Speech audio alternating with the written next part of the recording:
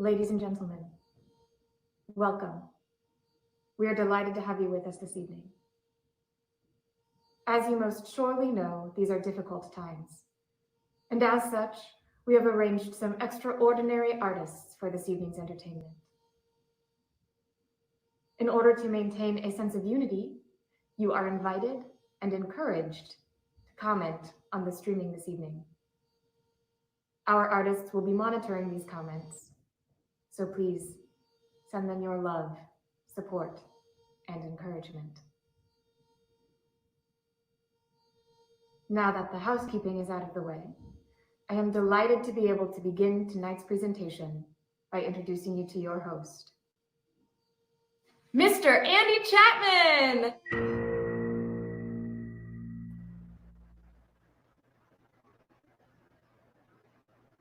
Hello.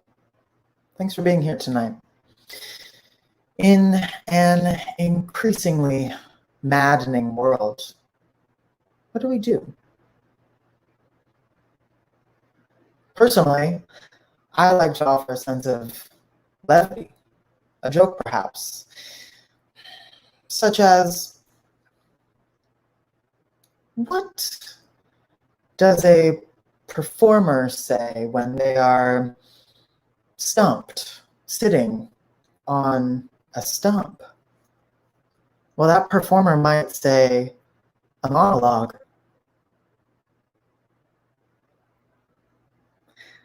Now, that's just me personally. Others might create original pieces of art and perform them on a warm summer Wednesday night. A night much like tonight, but the first of its kind in this maddening world, a night for monologue madness. Let's get right into it. We have Act 1, Scene 1, Found, performed by Brittany Crowell.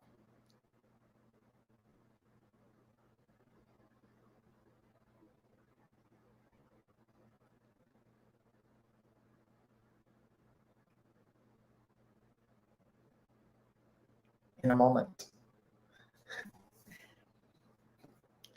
I think in addition to the maddening externalities of the world, shows like this often have maddening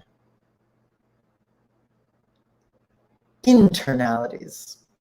We're all on computers, right? Computers work, don't work, and unfortunately they can't collect unemployment. So here we are, rolling with the punches. Hopefully not getting too bruised. I don't know what kind of ice you'd use after getting beat up by an unemployed computer. Suggestions? Comments? Concerns? We'll figure that out later. Everyone, this is Found, performed by Brittany Crowell.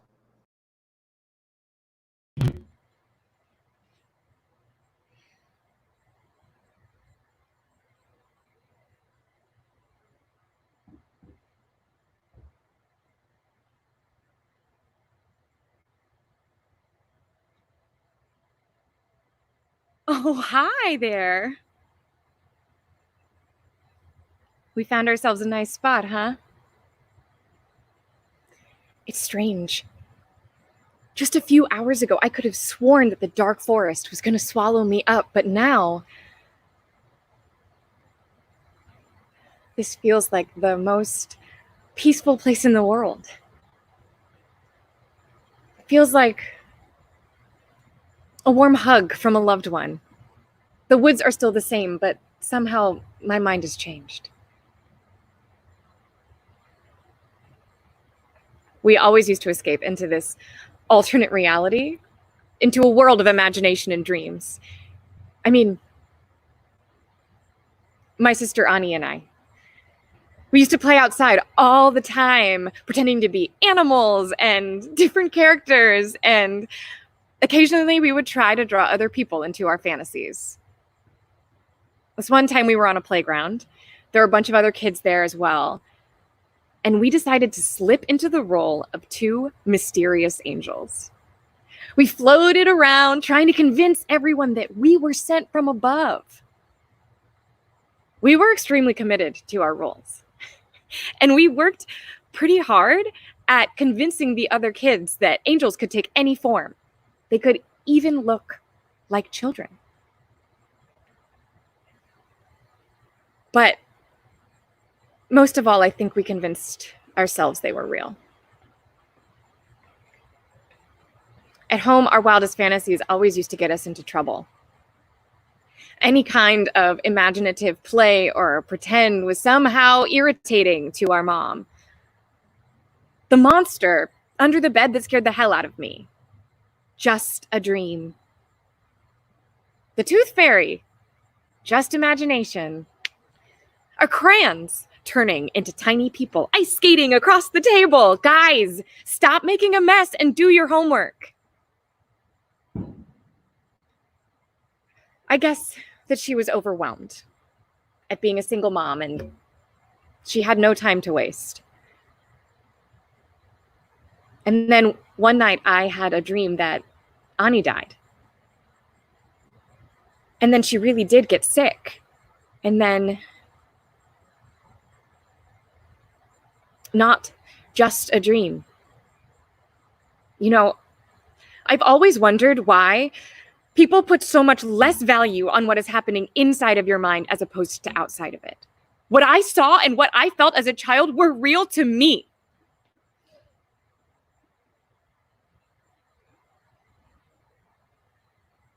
You probably wonder how I got here. Yesterday evening, I was sitting on my porch looking at the clouds, and suddenly the wind picked up. And maybe you'll think I'm crazy, but the trees started talking to me. It was as if they were somehow calling me. So I started walking and listening and walking, and it got darker and darker. And before I knew it, I found myself in the middle of the woods. And all of a sudden it stopped. It was like someone had turned off a light switch. And I didn't know which way to turn. I felt like the darkness was going to swallow me up. And so I curled myself up in a ball on the ground and I covered myself with my shawl. And I remembered how Ani had crawled into my bed at night to comfort me after a bad dream.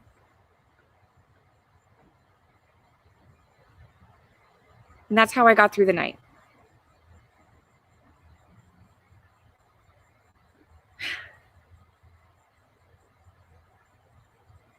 And now here I am. Talking to a squirrel.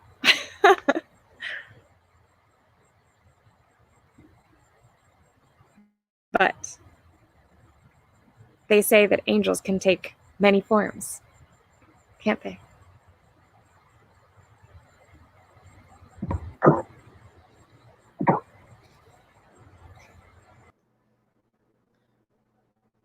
Found, performed by Brittany Crowell, written by Charly Wenzel, with direction support by Niko, Tsocanos. Scene 2, Untitled, performed by Morgane DeLonardis.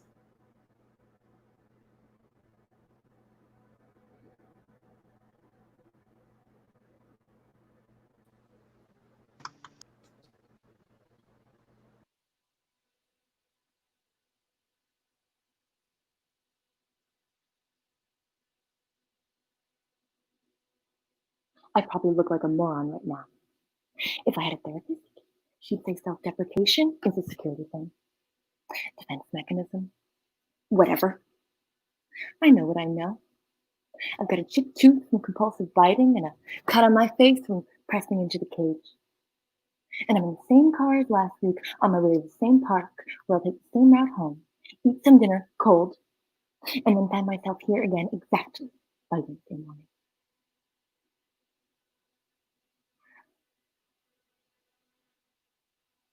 Sandy's tall as a Titan, crow's feet around her eyes and laugh lines everywhere. She's got a loud voice and keen eyes, and she didn't build this cage with her own hands, but she could have. She works with wood and metal and has a chicken coop built from salvage fencing and twine. Looks like it could blow away in the first storm, but the Fox Committee hasn't figured out a way yet. She has these long hands that still remember how to make so many things. They touch a piece of wood and feel a shape in it, and then they make it that way. You can't tell me that isn't sorcery. I would like safety and peace of mind to slow down, if ever at all, but when I see her work with her hands, that seems besides the point.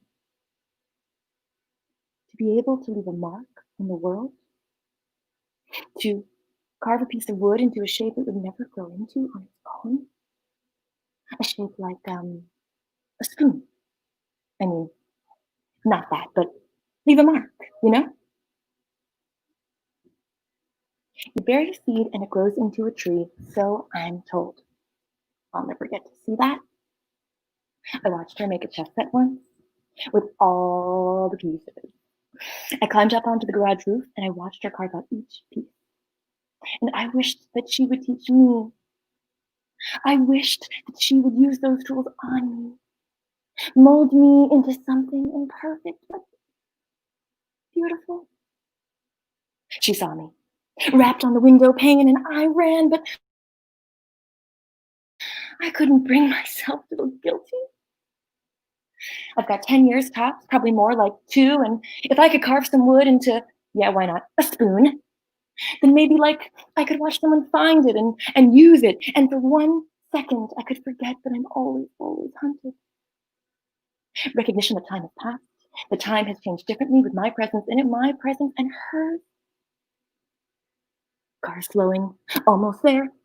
In a few seconds, she's gonna open the door, put my cage on the ground, take a way back stance like I might bite her. I would never bite you, Sandy. I would never bite you. And I'll be back tomorrow. And I'll steal your bird seed again, but not because I like it, but because from the theater I can see into your kitchen where you're carving game boards and planning the next fence you'll build, the next tire swing you'll hang. I can't feel the shapes and I can't hold the tools, but you are everything I want to be and everything I want. I'll be back in this cage as soon as I can, if only to spend these moments moving through the world with you.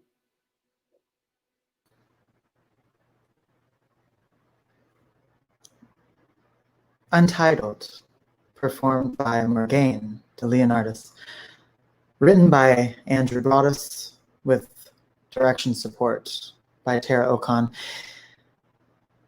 It's safe to say that in a maddening world, mistakes can be made. I made such a mistake earlier when I said that Brittany's monologue got direction support from Niko Tsocanos. It's actually Shiloh Hodges for Found. Many apologies. Up next, we have Smoke and Air. Smoke and Air. Performed by Amy Castro.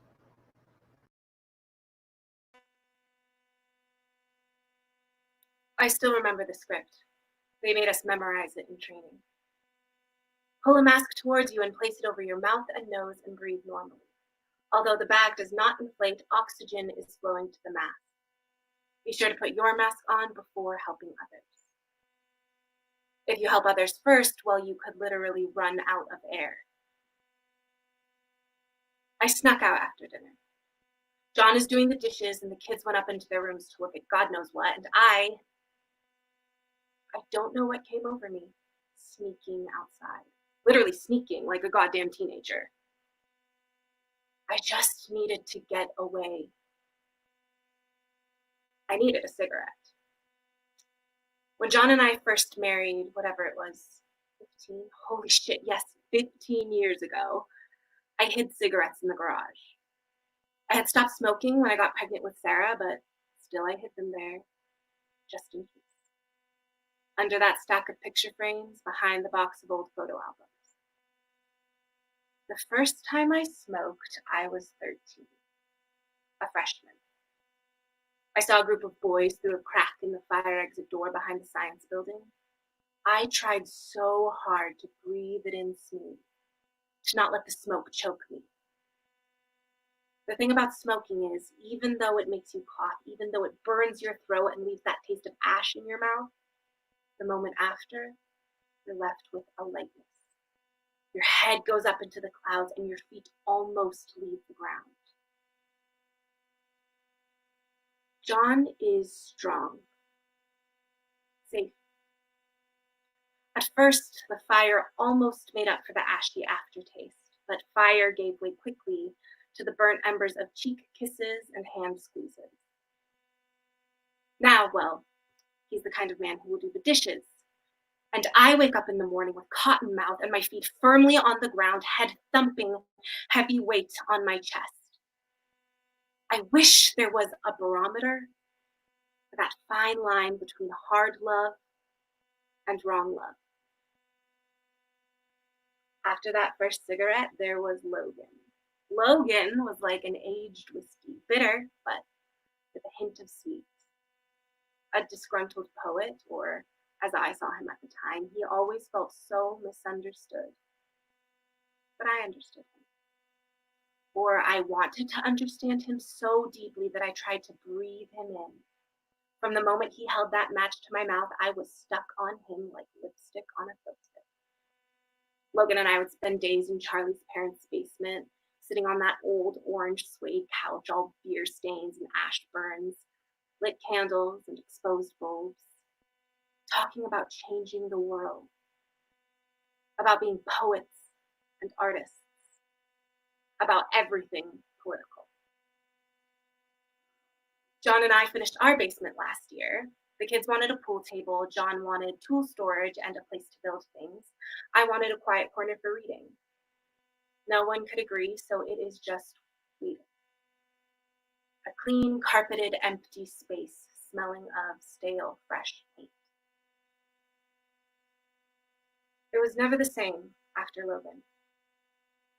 Like a whiskey hangover, everything felt hazy and unclear. I never made it past the first flight.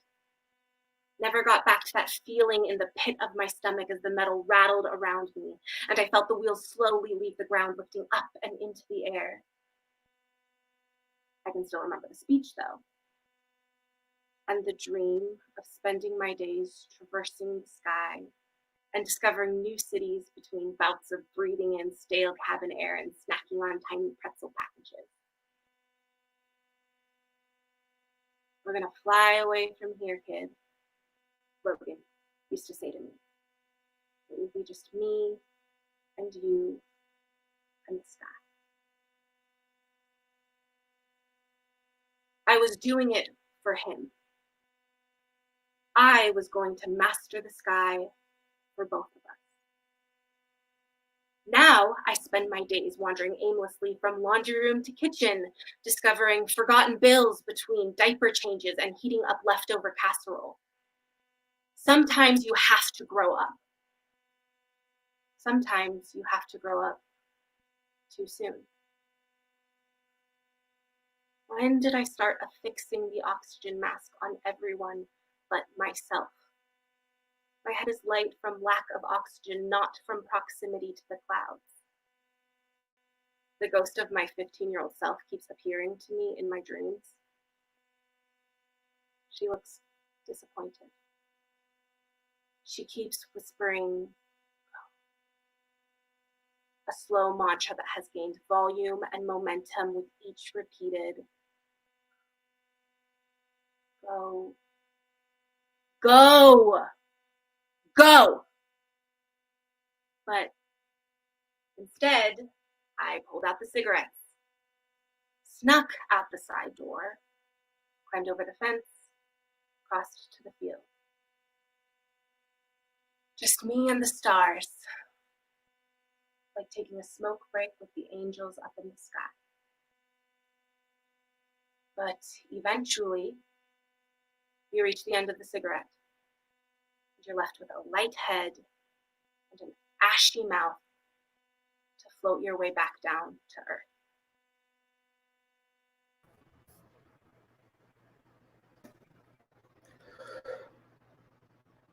Smoke and Air, performed by Amy Castro, written by Brittany Crowell, with directing support by Andrew Broaddus. Up next, we have Lean Out, Push Over, performed by Taylor Semin.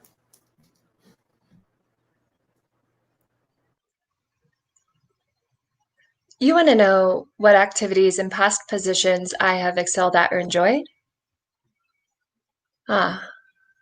Okay. Well, first, let me say again, it's really great to be here. So at the last place I worked, there was a VR lab. And in one of the games I tested, they had built this crazy world, all these beautiful colors and plants. And so I stepped forward off of the cliff in the game, and I am just falling. And falling through VR is like, it's not even like a dream. It could actually go on forever. Even on Earth, you could get to the center of the planet eventually, right? In VR, it's not like that. Yeah, I can see you're getting impatient, so I'm just gonna... There's this app that I used to have that's really just a ball rolling along some sand dunes, and you tell the ball when to jump, like, and if I were to time the jump exactly, then the momentum would carry it forward forever. Forever. It's so pure. So at this other job I had a while back, the boss reminded me of you, actually. I would just sit in the cubicle furthest back and play this game whenever I could. One way to breathe. So I played this game so much that it would still be going on in my head when I was trying to do something else. You know what I mean? Like when you go swimming and then your body's still swimming later when you're eating dinner or falling asleep. I'd just be playing this game in my head whenever I had to talk to him, and I'd repeat to myself over and over again, some things go on forever, but not you. Not you, not you, not you. You don't go on forever. At the VR lab, they said, find a new job. Normal one. This one is making you crazy. So I'm here. Here in another box of a building full of people and processes that will end. I guess I will too. It's mortality, isn't it? But hey, at least it won't be with you.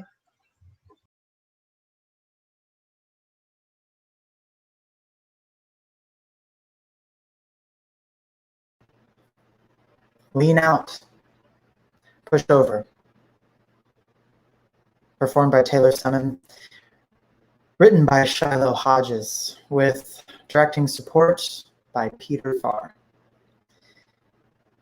Up next, we have The Leather Jacket, performed by Tara Ocon.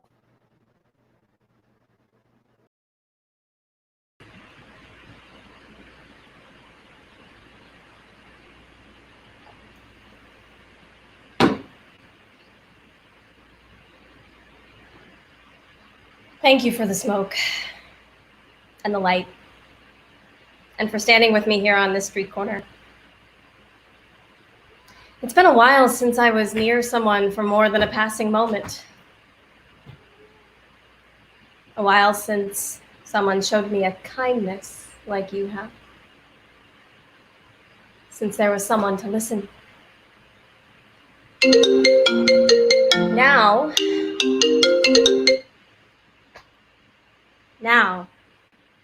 Even the slightest attention feels like an embrace.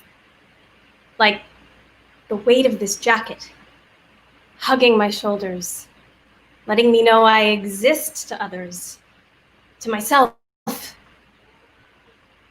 It's new,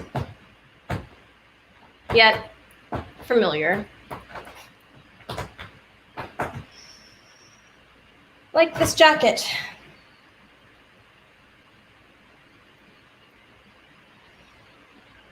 The feel of the leather drew me to it. My fingers brushed the worn corner of the sleeve, and before I knew it, my hands were appearing through the cuffs. My back was blanketed in smooth, cool folds of leather,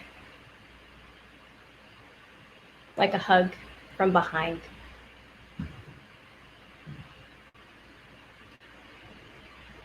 As she wrapped her arms around my waist, rested her chin on my shoulder and said, "Everything's gonna be okay, baby."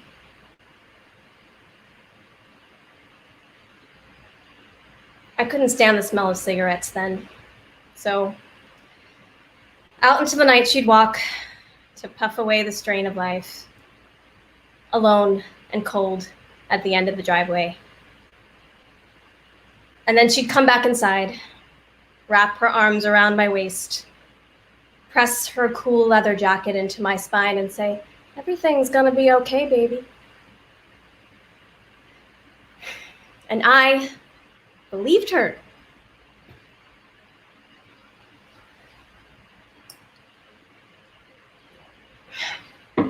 Meanwhile, her nose would thaw against my neck, sending goosebumps racing towards my clavicle aimed at my heart.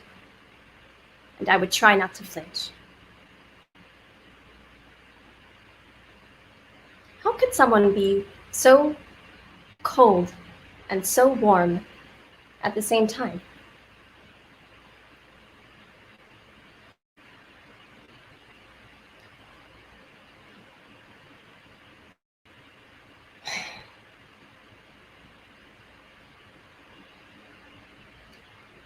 I thought if I had a cigarette that the smoke would go deep into the fabric and I'd be able to breathe her in again. It turns out I still hate the smell of cigarettes, and this collar brushing on my neck sends shivers down my body like promises of better days trickling down the drain.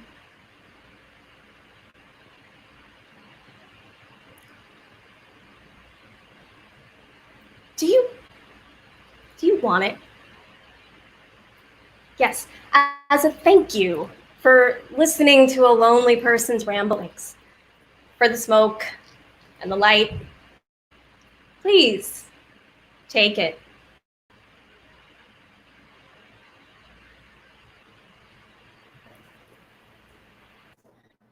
Thank you, Tara.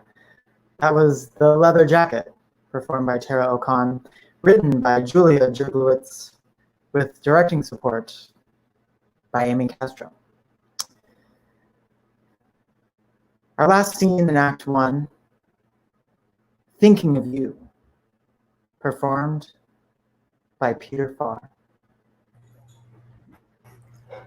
Yeah, it's funny that you say that, because I do remember my dreams often, and they feel so real, almost like extensions of my physical time. You know, I read somewhere recently that when someone appears to you in your dreams, it means that they were thinking of you before they went to sleep. But what if they are dead? Does that mean that they are always thinking of you in their infinite life, or were they thinking of you before they closed their eyes and gave their hearts a rest? Well, either way, I try and welcome them, appearing and reappearing, clear or distorted, with or without their true identity. They arrive. They're one moment and seemingly absent the next. You know, my cousin Celie's aunt came to her in her dreams often, and she was so scared that she begged her to leave. I love you, but I can't do this. I love you, but I can't do this. I'm so sorry, but I can't do this. I love you. Please go, please. And yeah, oddly enough, over the months and years, she began to fade away. They stopped showing up. And I guess that I just can't accept the fact that they stopped thinking of us, because that just can't be true. It doesn't make sense. Maybe it is us who has stopped thinking of them. Perhaps we actively turn them away, or we have been turning them away and we didn't even know it. Actively or inactively forgetting. Maybe it is us who is thinking of someone before we go to bed, and that's why they appear to us in our dreams. I mean, that makes more sense, right? And my father's essence, well, it's changed. I don't really know who he is anymore. He's just buried under so many years of so many dreams, and I'm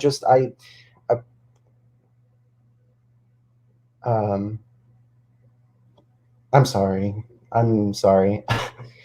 This is getting really deep. I know we just met. I always do this. I'm going to go to the bathroom.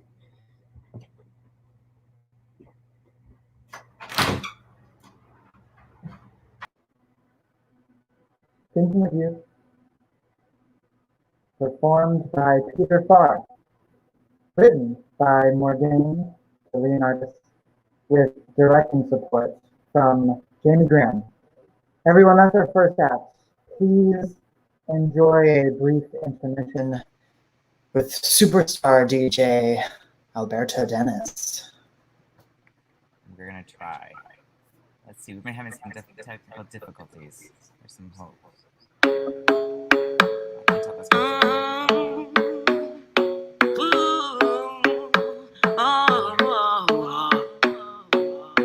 Let's get it crunk up on that fun up in this dancery. We got y'all open, now you're floating, so you got to dance for me. Don't need no hateration, holleration in this dancery. Let's get it percolated while you're waiting, so just dance for me. Come on, everybody, get on down, cause you know we got to get it from. Mary J is in the spot tonight, and I'ma make you feel alright. Come on, baby, just party with me. Let it loose and set your body free. Leave your situations at the door, so when you step inside, jump on the floor. Let's get it crunk up on that fun up in this dancery. We got y'all open, now you're floating, so you got to dance for me. Don't need no hateration, holleration in this dancery. Let's get it percolated while you're waiting, so just dance for me. I'm in love with the shape of you. We push and pull like a magnet do. Although my heart is falling too. I'm in love with your body.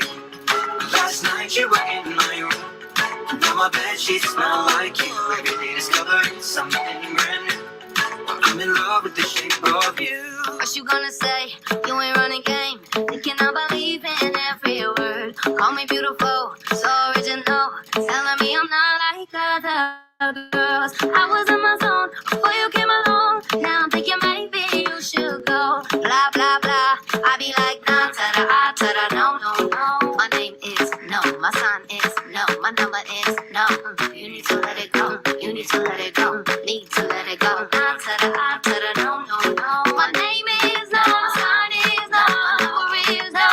You need to let it go. You need to let it go. Need to let it go. Nah, ta-da, ta-da, no, no, no. Let's get it crunk up on that fun up in this dancery. We got y'all open, now you're floating, so you got to dance for me. Don't need no hateration, holleration in this dancery. Let's get it percolated while you're waiting, so just dance for me. I'm in love with the shape of you. We push and pull like a magnet do. Although my heart is falling too. I'm in love with your body.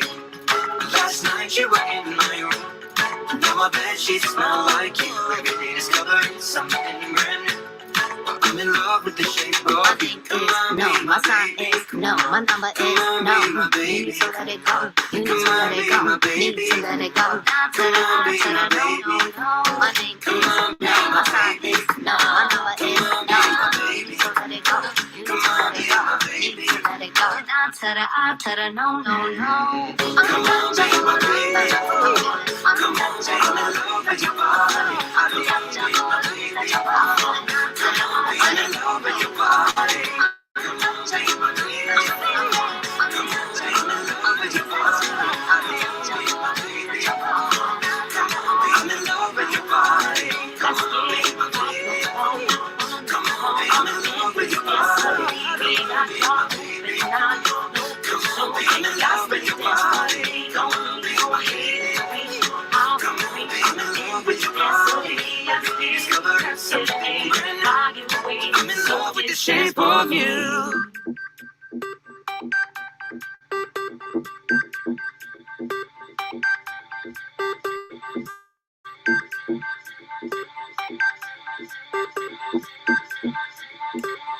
Keep on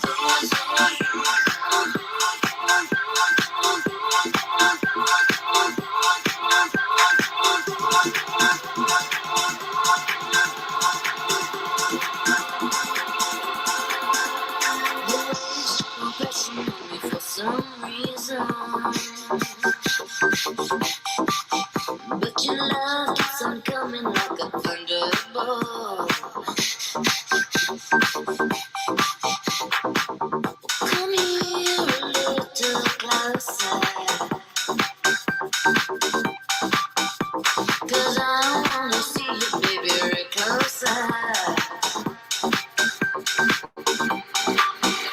You got me feeling hella good, so let's just keep on dancing. You hold me like you should, so I'm gonna keep on dancing. You got me feeling hella good, so let's just keep on dancing. You hold me like you should, so I'm gonna keep on dancing. Keep on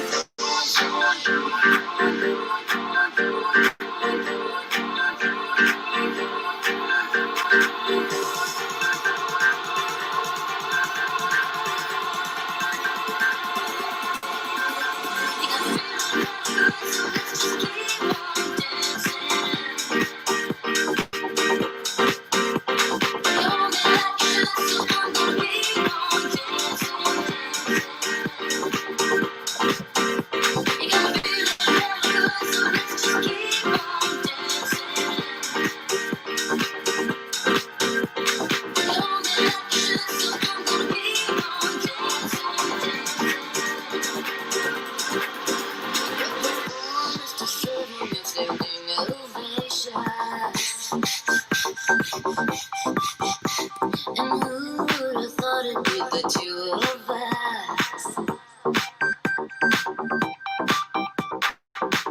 So don't wake me if I'm dreaming, 'cause I'm in the mood, come on and give it up.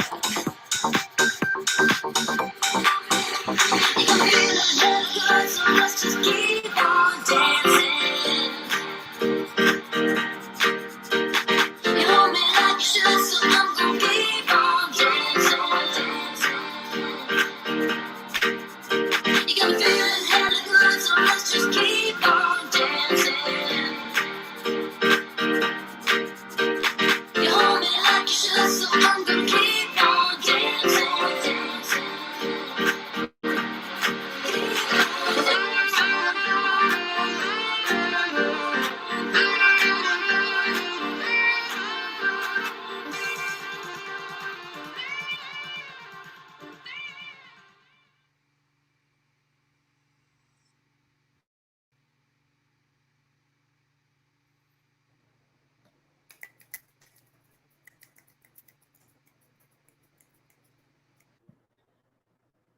Everybody give it up for Alberto DJing our intermission.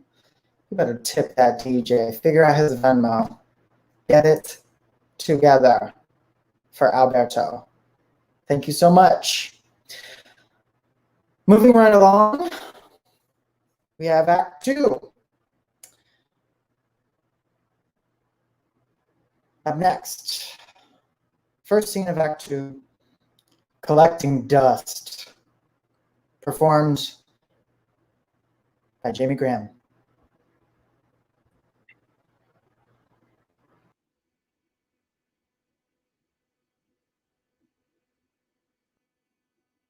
Well, hello. It's been a while. I didn't think you'd be back. I mean, hi. How are you? I guess there's no point in small talk. I've been here without you. I bet you thought you'd come back to find me exactly as I was.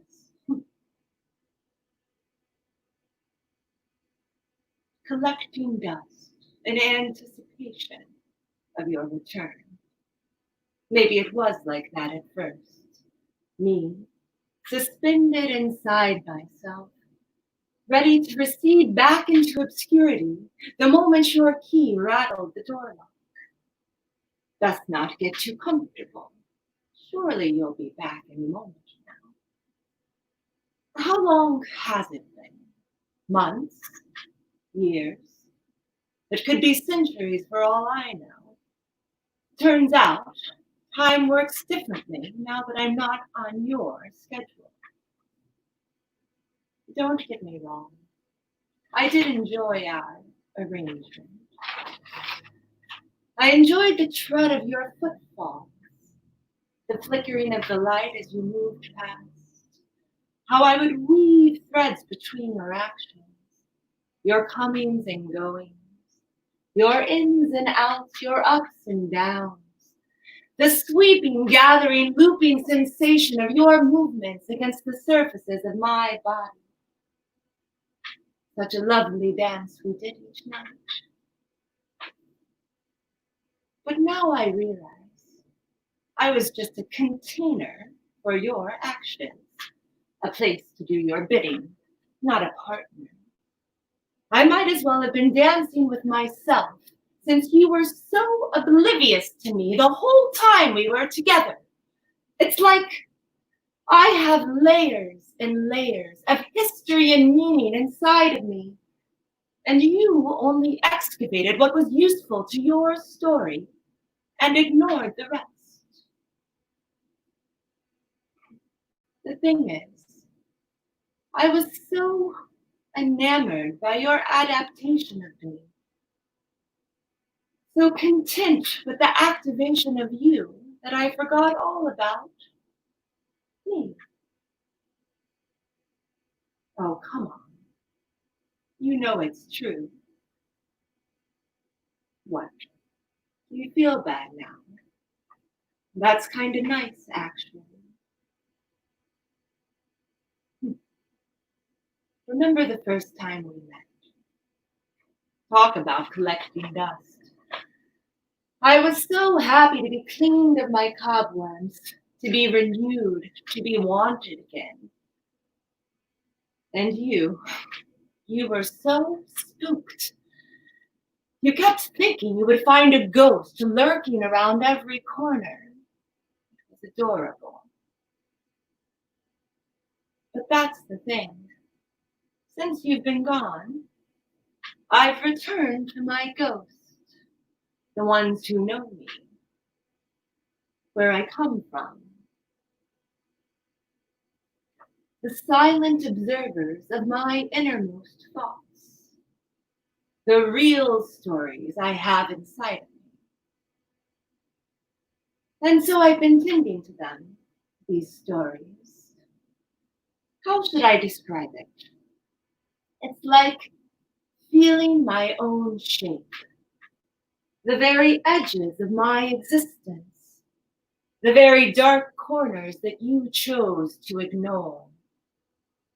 My own infallible presence that has nothing whatsoever to do with you. My own radical knowing. Now as you move around me, you might notice I no longer feel abandoned. All of the parts of me that were previously uninhabited feel so alive. There's the part of me that felt I wasn't good enough. The part of me that felt ashamed for being around so long without anything good to show for it. The part of me that just wanted to be held. The part of me that wanted to rest. The part of me that only felt validated in the company of others. Your company, specifically. The part of me that craved your routine so that I could feel useful, like I was a part of something. All those parts, all those stories, all those dark corners, they have been dug up from the basement, looked at, reimagined, and reframed. In my glorious isolation, I'm not so sure why I was so caught up with you and your presence. So that's what I've been doing. Any dust that happens to have collected has settled without me having anything to do with it. You're the one that left your shit out. And now you're back, and that's great and all, but I can't go back to the way things were. Not now. Is that what you want? To go backwards? To pick up right where we left off? You with your particular beginning, middle, and end, night after night, and me just... Have you noticed how I've shifted? Settled. Taken up residence in my body that you know so well? Haven't you changed? Will you? I do need you, but not the way it was before. That's not possible. It's different now. I need you to see me.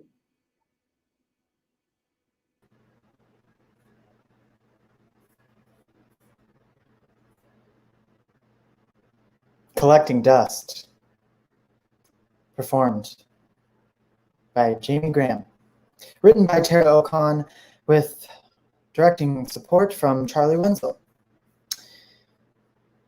Up next we have Happy Hour, performed by Niko, Tsocanos.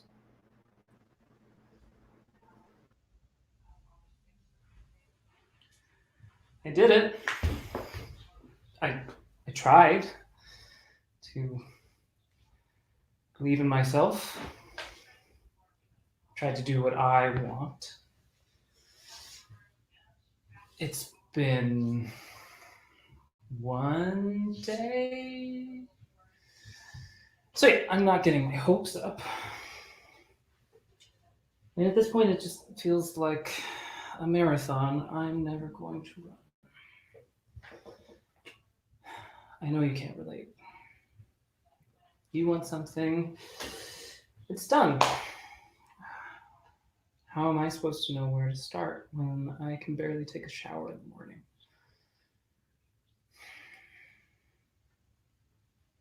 I'm trying, of course, with the divorce and the realtors coming by on Saturday. The kids keep asking me questions I don't have the answers to. Oh, did you hear? Brian and Dan bought their mountain home. Yeah. And Felicia at work, my boss, a 23-year-old, telling me to redo the, whatchamacallit, the Excel formula, and asking me to make more coffee because the last batch was burnt. I know, I'm complaining. I'm grateful, I am. You're here, listening.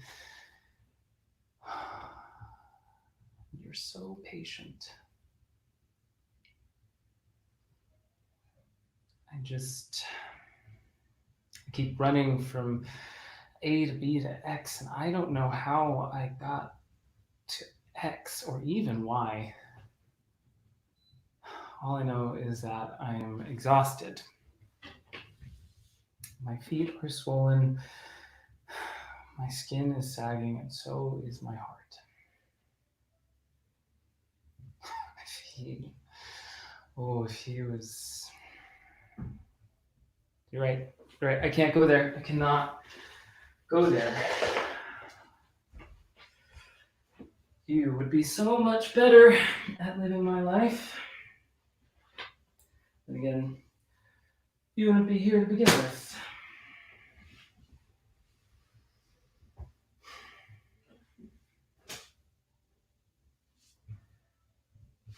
I was thinking about Paris the other day.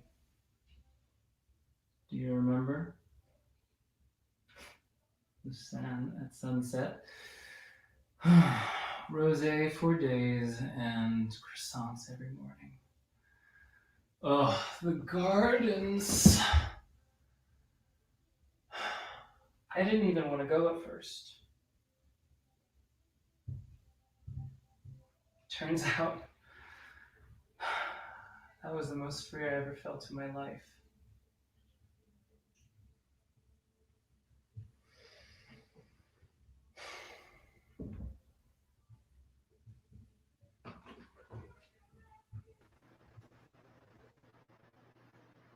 Happy Hour, performed by Niko Tsocanos, written by Taylor Semin, with directing support from Morgaine DeLonardis. Next up, we have Guilt Will Get You Nowhere, performed by Julia Jurgilewicz.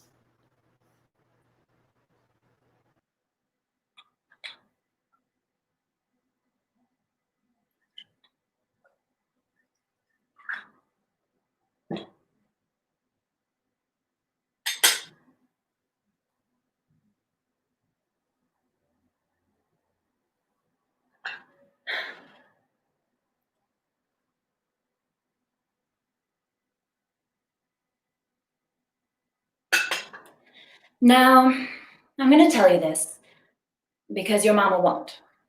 She can't. Her mama made sure of that. Do you know that if you can keep a person feeling bad, you can get them to do just about anything you want? Even now, if Shirley as much as sighs at a spot on the carpet, your mama is down there on all fours, scrubbing that spot before it stains like her life depends on it. She can't breathe in that house, and yet she drives out there every Sunday. My ex-husband was the same. He knew if he could make me feel like everything was my fault, then I wouldn't be able to leave, and I would just keep cleaning up his messes. I was so twisted up with guilt, I couldn't move.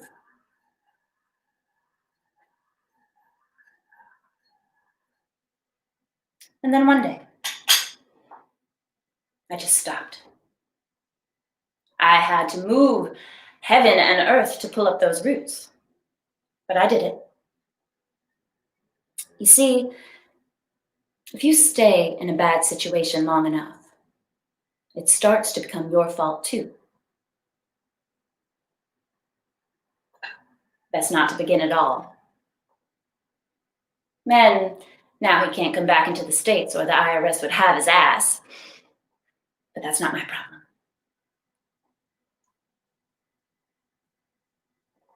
My point is, you have got to stop feeling bad for other people. Those other people can take care of themselves. If they really need your help, let them ask and then see what you can do. But first, take care of yourself. Everyone will be better off. And maybe you'll figure out what you want instead of what everybody else wants. And we Won't have to listen to you feel bad all the time either. More tea.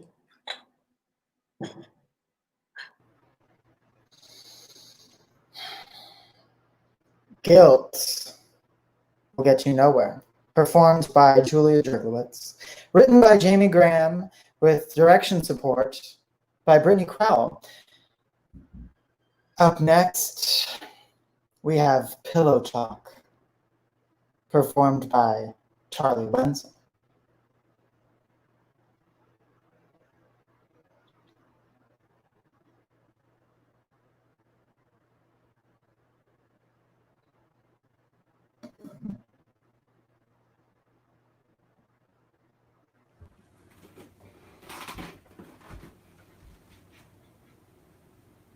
Are you leaving?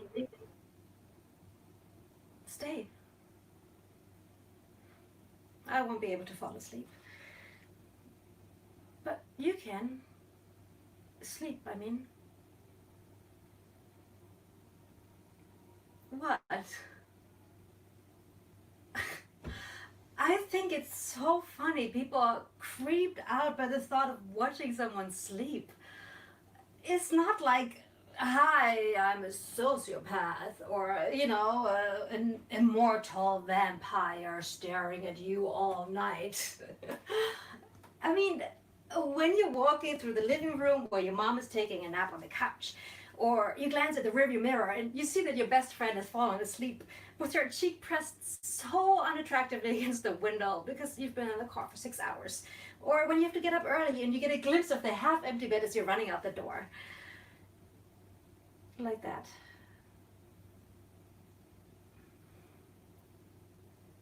I can't sleep.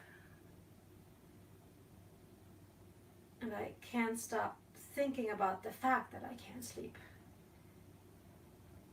It's new, the insomnia.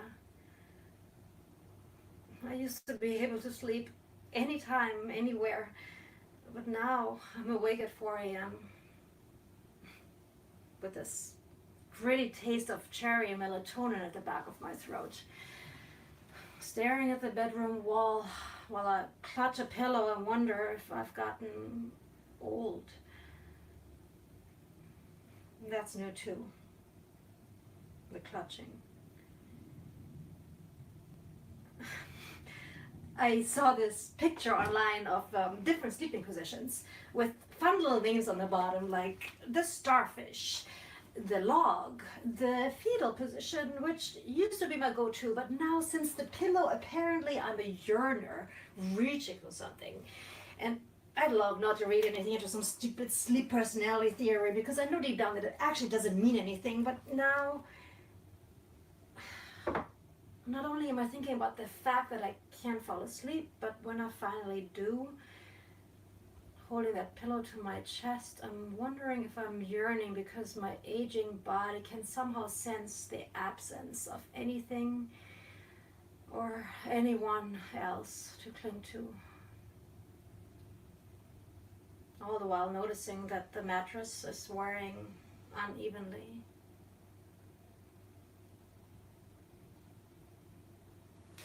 But I'm probably just subconsciously reaching for my phone, because that's all that's on that side of the bed anyway. And I can't stop checking it, as if anyone is going to text me at 4 in the morning.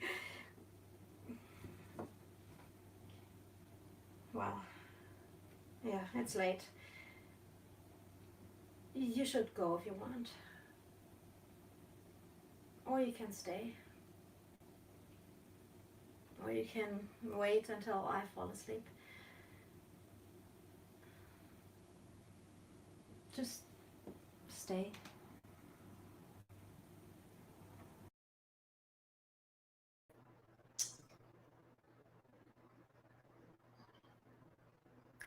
Pillow Talk, performed by Charly Wenzel, written by Amy Castro, with direction support by Peter Farr. Up next, End of the World, performed by Andrew Broaddus.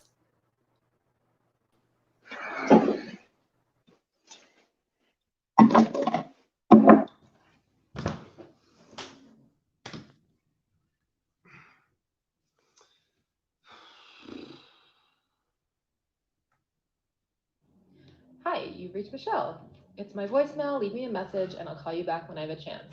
Bye.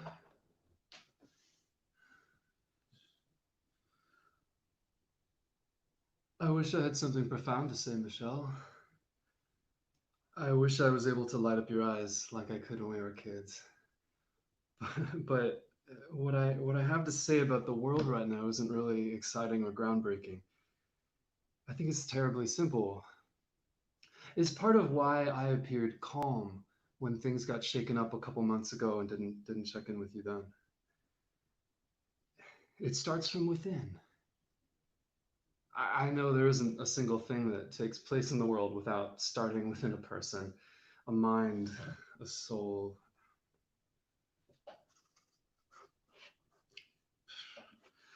It's easy to be afraid of it, to try and picture exactly how the moments will play out.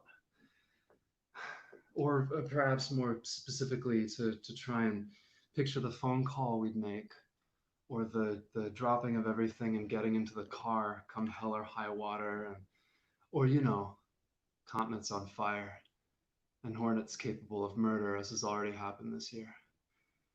And get to that person that you need to spend the last moments of your life and existence on this planet with.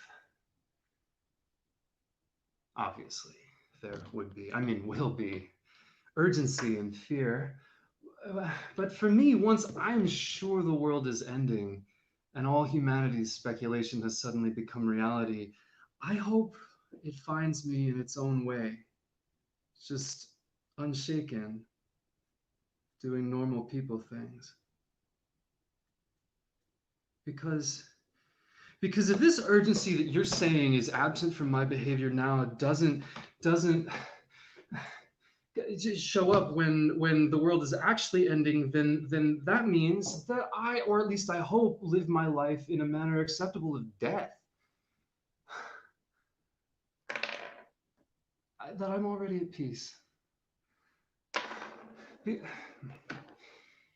I don't need to check my pockets. And I don't need to look behind myself once death is on my doorstep.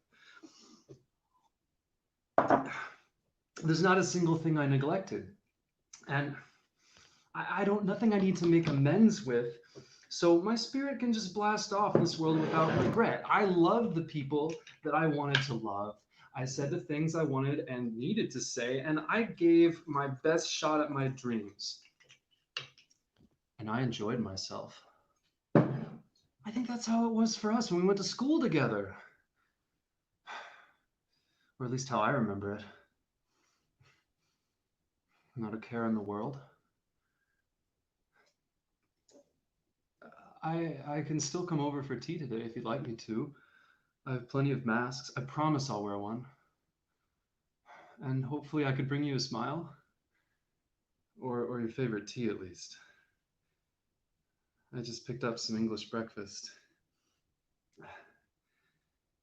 But yes, my perspective now is more so picturing the end of the world when I'm walking my dog, or in the shower, or on the phone with my grandmother, who exemplifies for me what living my life in this manner is like. And the water in the shower still runs as normal for those final minutes. My dog certainly has no idea what's going on. And me and my grandmother are at the same kind of peace. It brings me joy then to think of us releasing the world, which we never held dominion over. I know that was never the goal, or rather never should have been. It's like the connotation of the word beginning is quite exciting, right? And maybe ending doesn't need to be so alarming. Do you know how truly loved you are? Have you thought of all the times you've bettered the lives of others? Maybe even people you've never met? Or realized you had an impact on in even the tiniest of ways? I hope maybe trying that kind of thinking on for size brings a little bit of peace. And if you do want me to come over, we can be distanced, though still together. Hey, that is if the world doesn't end before I get there. In the biggest of summaries, Please take care of yourself right now, all right? Whatever that looks like to you. Thanking the sun that rose, the fridge for staying cold. Eat that candy bar you've been saving. Anything. Okay, I do love you, Michelle. Bye, friend.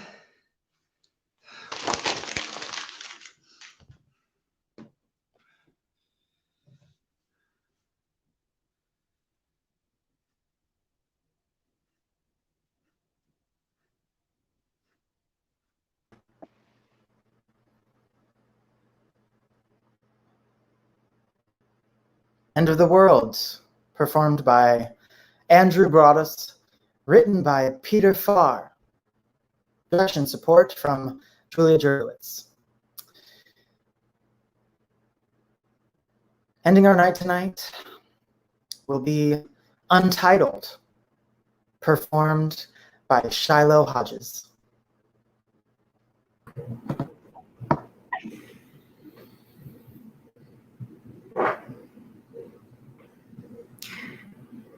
Okay, so I'm reading here that, well, okay, so you wanted to know if you had a question about your memories, about what you're remembering now, because you think they might be, not yours.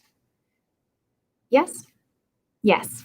So what I'm going to propose is that memory, generally, is not.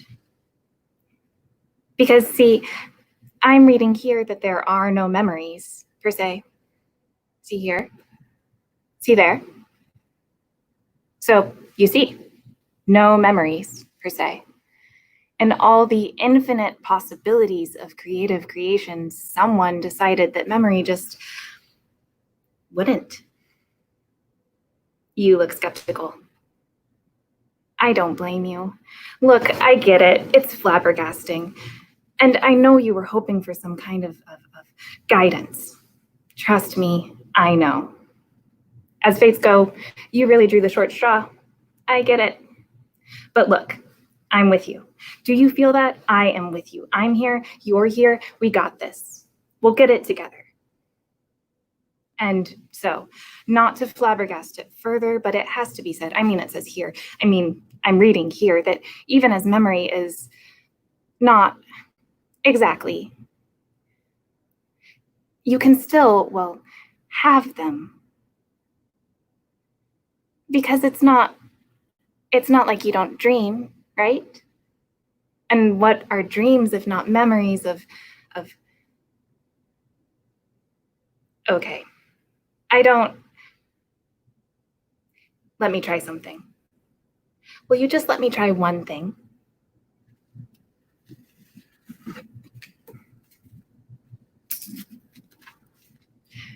This may not answer your question exactly, but I think it might,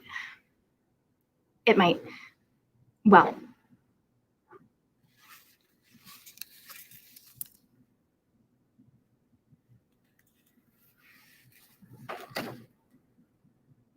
I was born by a river. Nothing sacred. My mother thought the sound of the water would be a good introduction to the world. She hoped I would be a musician. It was a warm day. The river was cold, the water compelling. She found an eddy and waded in. The river flowed all around us, one-directional, momentous, relentless. Sunk inside, there were other rhythms, rushes and slows and whips and suspensions. We sat together, two and one, waiting for the moment we would split. I still breathing through her blood, she breathing harder with each contraction. She always skips that part. Sentimental, my mother is. She doesn't like to think about the difficult parts. But there were contractions, and her heart raced, and she did here and there groan and moan and growl as she pushed. I tried to help, but what could I do, really? Coming into the world is something more done to you than by you. Finally, I slipped out and slipped away. Born by a river, I told you. And the river is what caught me as I passed the precipice of born and not born, of inside and out. The river caught me and tried to run away with me. We swept out of the eddy and into the rush. I had some instinct for swimming, but was no fish. That was all right. A river could teach you that. The river said, "Come, come, come. Go, go, go, over the rock, around the stone, wild where we are wild, calm where we are calm. Move the earth, shape the ground. Go, go, go, channel, branch, pool, flow, run. Come, come, come." It was so loud. I was used to the sounds of my mother, her humming, her heartbeat. The river was compelling, and I was ready to run, ready to follow. I would have, too, if it weren't for my umbilical cord. My mother caught it and held on. I stopped short, a tug on my belly. "Come back. Don't go. Stay with me, please. Come home." Feet braced on the stones, she hauled me in like a trout. On the bank, solid ground, safe and warm, she wrapped me off, dried me in cloth, and made sure I learned to breathe on my own. No river could teach you that. She cut the cord from my belly, tied one end to her wrist and the other to my own. Safety first, I suppose. Like I said, my mother always skips all that. Whenever I tell the story this way, she shakes her head and says, "That's not right. That's not right." Right or wrong, that's how I remember it.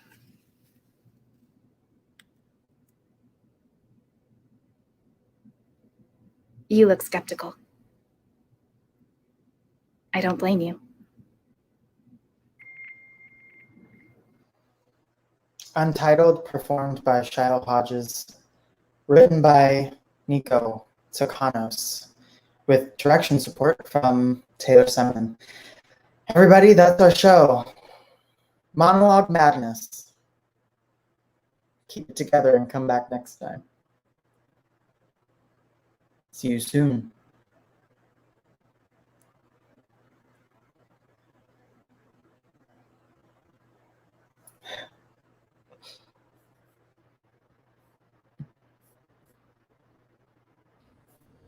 Ladies and gentlemen, thank you. Please join us for a salon happy hour to celebrate and congratulate our artists. The link to the call has been added in the comments. Good night.